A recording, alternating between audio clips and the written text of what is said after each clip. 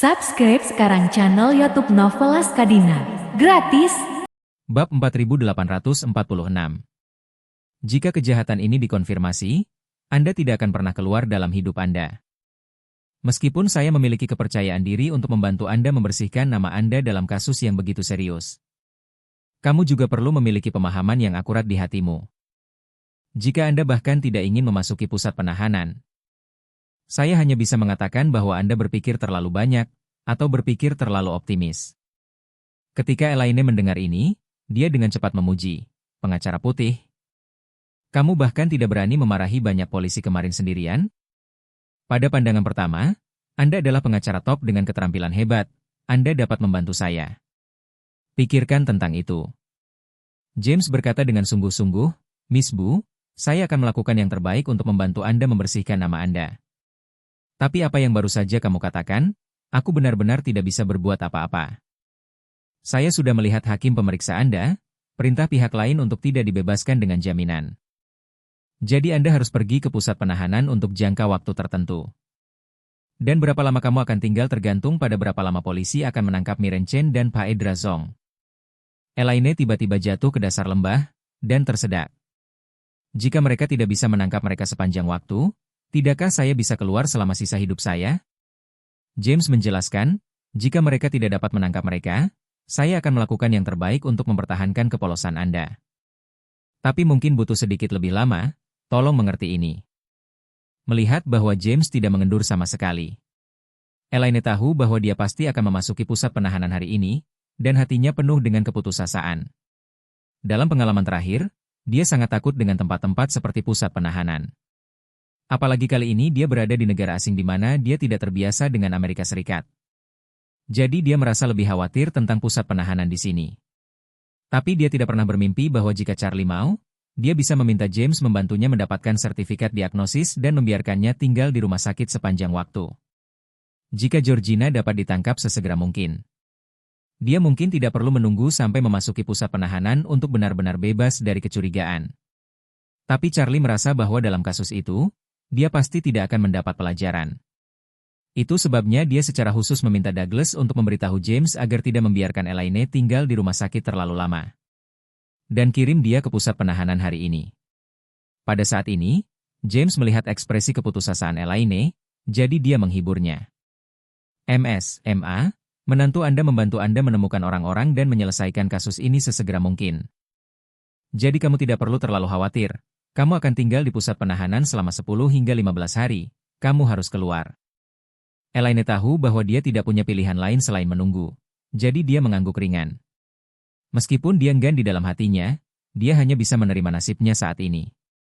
Melihat bahwa dia dalam suasana hati yang sangat rendah, James berkata lagi. MA, setelah Anda berada di penjara, saya akan mengatur staf kami untuk menyetor dana yang cukup di rekening penjara Anda sehingga Anda dapat menyimpan uang di rekening penjara Anda. Di dalam, Anda dapat membeli apapun yang Anda butuhkan, Anda dapat menelepon keluarga Anda ketika saatnya untuk rilis. Dan kemudian kamu bisa memanggil putri dan menantumu. Mendengar bahwa mungkin untuk memanggil dunia luar, suasana hati Elaine sedikit mereda. Sejak penangkapannya, dia sangat merindukan putri dan menantunya. Tapi selain dari panggilan telepon dengan mereka di awal, dia tidak pernah memiliki kesempatan untuk berhubungan dengan mereka berdua. Jadi, dia berkata kepada James dengan wajah sedih, pengacara putih. Tolong beritahu menantu saya bahwa dia harus melakukannya sesegera mungkin. Terserah dia apakah tulang lamaku bisa kembali ke Cina hidup-hidup. James mengangguk dan berkata dengan serius, Miss Bu, jangan khawatir. Ponsel saya dengan polisi di pintu. Saya akan menghubungi menantu Anda ketika saya mendapatkannya kembali. Setelah mengatakan itu, James menambahkan, ngomong-ngomong, Bu MA, ingatlah untuk makan siang yang enak di rumah sakit pada siang hari. Setelah makan siang, polisi akan membawamu langsung ke pusat penahanan. Saya masih memiliki banyak pekerjaan terkait yang harus diselesaikan, jadi pada saat itu saya tidak akan datang. Elaine buru-buru bertanya, pengacara White, ke penjara mana saya akan dikirim? James menjawab, Nyonya Bu, atas perintah hakim. Anda akan dikirim ke fasilitas pemasyarakatan Bedford Hills di bagian utara New York. Elaine bertanya, apakah lembaga pemasyarakatan kurang serius daripada penjara? Tidak. James menjelaskan, meskipun namanya adalah lembaga pemasyarakatan. Ini sebenarnya satu-satunya penjara wanita di New York yang didedikasikan untuk penjahat dan tersangka penjahat. Bab 4847. Penjahat? Ketika Elaine mendengar kata ini, seluruh orang terkejut dan berkata dengan cepat. Pengacara White, bisakah Anda memikirkan cara untuk berjalan melalui pintu belakang dan mengubah saya ke pusat penahanan? Seorang wanita tua sepertiku yang tidak berdaya, bagaimana aku akan melawan para penjahat serius itu? Kalau begitu aku tidak akan dipukuli sampai mati di sana. James berkata tanpa daya, maaf, Miss M.A., ini adalah aturan operasi sistem peradilan New York. Menilai dari kejahatan yang kamu curigai saat ini, lembaga pemasyarakatan Bedford Hills adalah satu-satunya tempat yang Anda tuju saat ini. Ini bukan sesuatu yang bisa saya pengaruhi. Saya seorang pengacara, dan saya harus melakukan hal-hal dalam kerangka yang diizinkan oleh hukum, tidak merusaknya. Elaine tiba-tiba panik dan bertanya, pengacara White, apakah ada bos penjara di penjara di sini? Ini adalah tipe orang yang paling besar di penjara dan menggertak siapapun yang dia tangkap.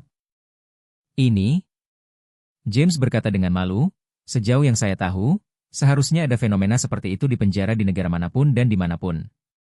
Tapi kamu tidak perlu terlalu khawatir.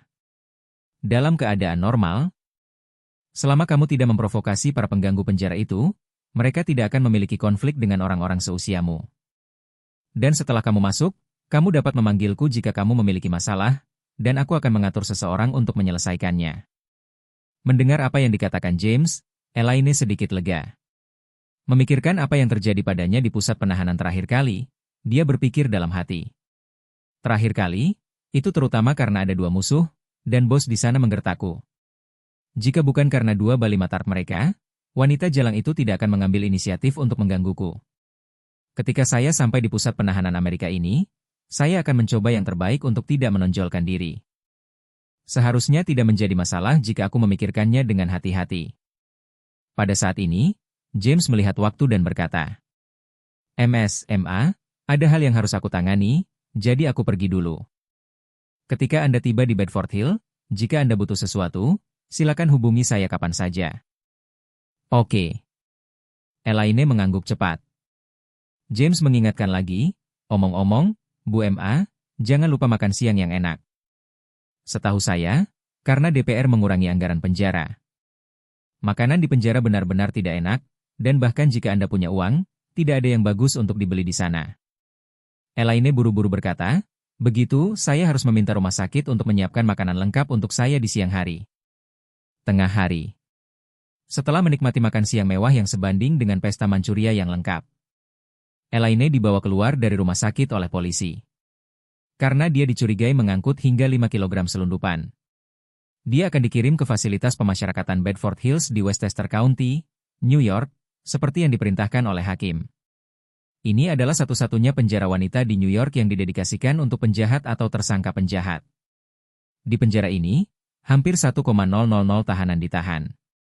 Dari pembunuhan dan pembakaran hingga perampokan dan perdagangan narkoba, para tahanan di sini lebih kejam dari yang terakhir.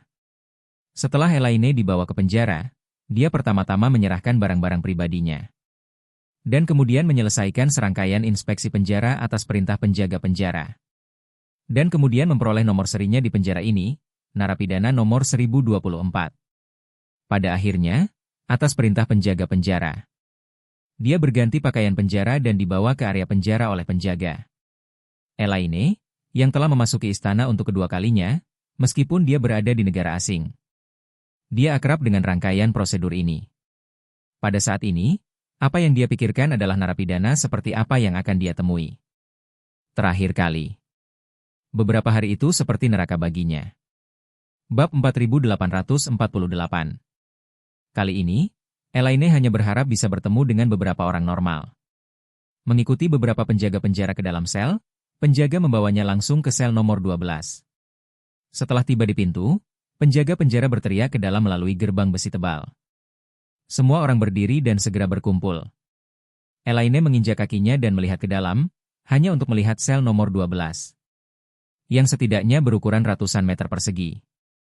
Dan seluruh sel secara simetris dibagi menjadi sisi kiri dan kanan oleh dinding rendah setinggi sekitar 1 meter.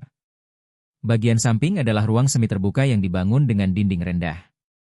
Di ruang semi terbuka ini, terdapat tempat tidur single kecil di kiri dan kanannya. Pada saat ini, para tahanan di dalam sedang beristirahat. Beberapa berbaring di tempat tidur, dan beberapa duduk di kepala tempat tidur dan berbicara dengan orang lain. Mendengar raungan keras dari penjaga penjara. Kelompok itu perlahan bangkit dan berbaris di bagian dalam koridor tengah. Penjaga penjara tidak terburu-buru untuk membuka pintu saat ini. Tetapi menghitung jumlah orang dari luar dan memastikan bahwa semua orang telah mengantre. Lalu dia berkata di walkie-talkie, "Buka pintu 12. Begitu suara itu jatuh, pintu pagar besi yang berat itu terbuka secara otomatis. Dua penjaga penjara masuk terlebih dahulu dengan tongkat, sementara dua penjaga lainnya menahan Elaine dan mengikuti di belakang. Setelah masuk, Elaine langsung dibawa ke depan sekelompok tahanan wanita oleh penjaga penjara. Dan kelompok tahanan wanita dengan warna kulit berbeda ini. Mulai dari usia 18, 19 hingga 50 atau 60 tahun, memandangnya dengan penghinaan atau provokasi. Di mata mereka, wanita ras kuning berusia 50-an ini sekilas terlihat seperti orang sial yang bisa dengan mudah dibuli. Penjaga penjara menunjuk Elaine saat ini dan berkata kepada orang banyak. Dia nomor 1024, dan dia akan tinggal di penjara ini mulai sekarang. Elaine menggigit peluru, melambai kepada semua orang, dan berkata dengan senyum yang dipaksakan, halo. Para tahanan wanita yang hadir tidak memperhatikannya. Sebaliknya, banyak orang memandangnya dengan penuh minat.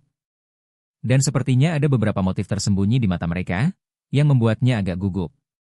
Salah satu penjaga penjara menunjuk ke tempat tidur kosong dan berkata kepada Elaine. 1024, kamu akan tidur di tempat tidur ini di masa depan. Dia mengangguk cepat. Para penjaga tidak banyak bicara. Setelah menenangkan Elaine, mereka berbalik dan langsung meninggalkan sel. Segera setelah penjaga penjara pergi, seorang wanita kulit putih berambut merah berusia 30-an datang ke Elaine dengan bahu di lengannya. Dan bertanya dengan jijik, "Hei, baru di sini? Beritahu saya mengapa Anda masuk?" Elaine sedikit terkejut dan berkata dengan ragu-ragu, Aku karena. Melihat bahwa Elaine bergumam dan tidak berbicara tentang poin utama. Wanita itu segera menegur, saya katakan, saya yang terbesar di sel ini. Apa yang saya minta? Anda menjawab, apa yang saya katakan? Anda lakukan, jika tidak, hati-hati bahwa saya meninju kotoran Anda. Elaine menggigil ketakutan, dan dengan cepat berkata, Aku membawa barang selundupan. Wanita itu mengerutkan kening dan bertanya, membawa barang selundupan? Berapa harganya? Elaine berkata dengan cepat, itu 5 kilogram. Persetan?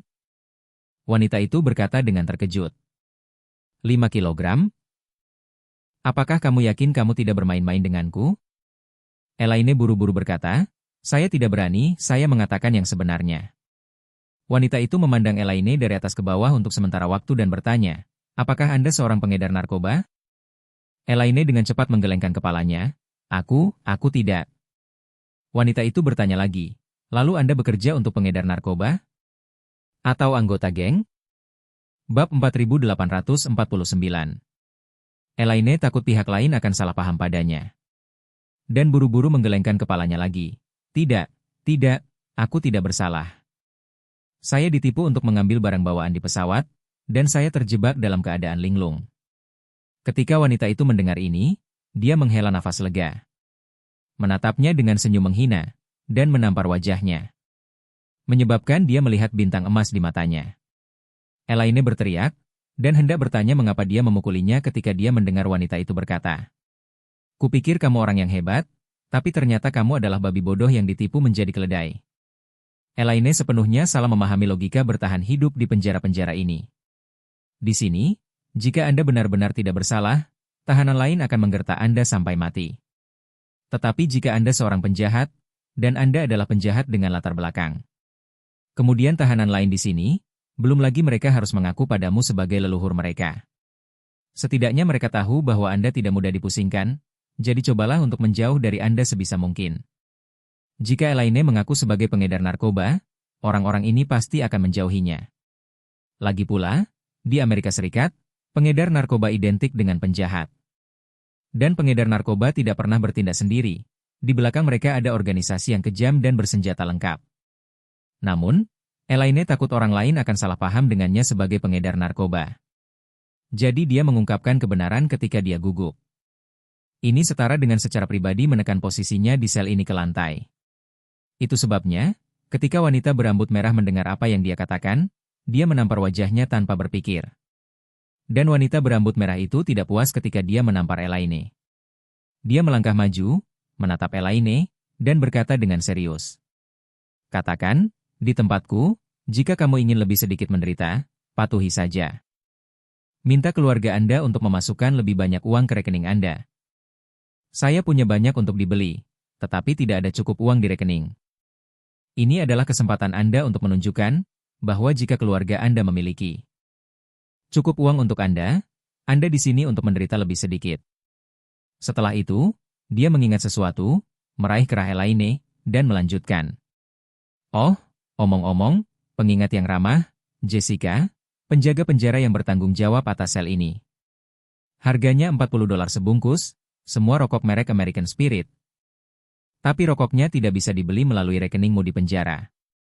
Kamu perlu memberitahu keluargamu di luar dan menyerahkan uang tunai kepadanya sebelum dia bisa membawanya masuk. Elaine berkata dengan gugup, saya tidak merokok.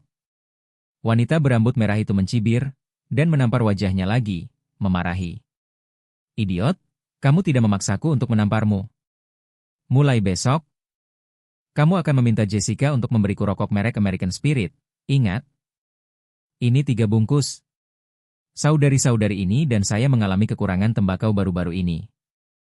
Kamu lebih baik saling mengenal, kalau tidak, aku harus membuatmu terlihat baik. Elaine tiba-tiba berkata dengan wajah sedih, saya baru saja dikurung, dan saya belum sempat menghubungi keluarga saya. Di mana aku bisa membelikanmu rokok? Kalau begitu aku tidak peduli. Wanita berambut merah itu berkata dengan dingin.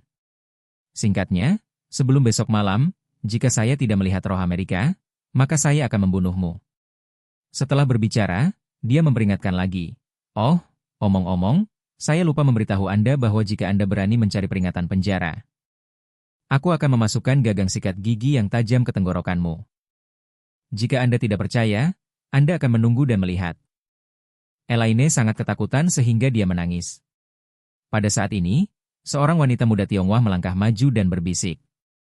Bibi, wanita berambut merah ini bernama Chloe, dan dia sudah di sini selama 5 tahun. Bos penjara yang terkenal, tidak hanya sel kita yang memiliki banyak pengikut. Tapi ada juga banyak orang di sel lain yang tidak main-main dengannya. Kamu sebaiknya tidak memprovokasi dia, kalau tidak kamu akan sengsara. Bab 4850. Ketika Elaine melihat rekan senegaranya, dia langsung menangis dan berkata, dia terlalu tidak masuk akal. Kenapa dia menamparku? Aku tidak memprovokasi dia.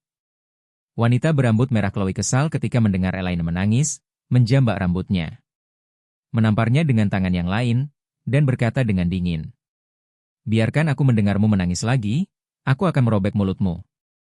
Elaine benar-benar tidak menyangka bahwa penjara wanita di sini begitu gelap. Hanya beberapa menit setelah masuk, dia ditampar 3 kantong besar berturut-turut. Melihat wajah Elaine membengkak menjadi kepala babi, Chloe tersenyum menghina. Ingat, hari ini hanya untuk memberimu sedikit pelajaran. Jika saya tidak melihat asap besok, Anda akan menanggung risiko Anda sendiri. Mengatakan itu, dia menginstruksikan seorang wanita di belakangnya, Jenny, pergi dan ambil baskom berisi air. Wanita bernama Jenny segera berlari ke kamar mandi, dan segera kembali dengan baskom berisi air. Chloe memandang Elaine dan berkata dengan dingin.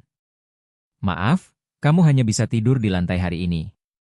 Setelah mengatakan itu, dia mengedipkan mata pada Jenny.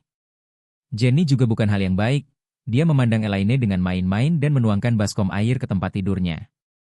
Kali ini, tidak hanya tempat tidur yang baru saja dia terima yang basah oleh air. Tetapi bahkan bantal dan kasur tidak berguna. Elaine tidak berani berbicara, apalagi melawan. Jadi dia hanya bisa dengan patuh melihat tempat tidurnya yang meneteskan air, dengan penyesalan di hatinya. Tentu, yang dia benci adalah Chloe ini terlalu banyak menipu orang. Dan yang dia sesali adalah dia memainkan kartu buruk dengan kartu bagusnya sendiri. Dia tersedak di dalam hatinya dan berpikir, aku benar-benar menyesali kematianku. Jika saya tidak tertipu oleh 2B, tes, saya akan terbang kembali ke negara saya sekarang.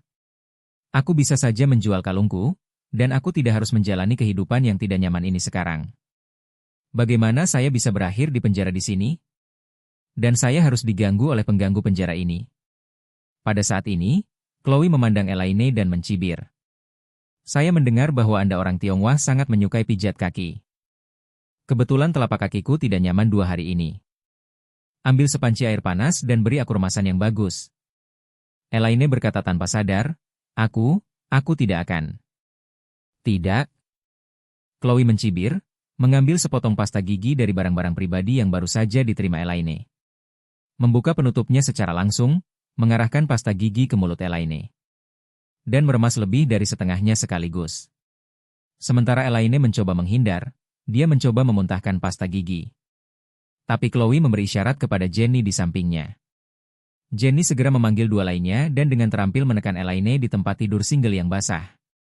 Dan kemudian 1 orang menekan bahunya dengan erat, membuatnya tidak bisa bergerak.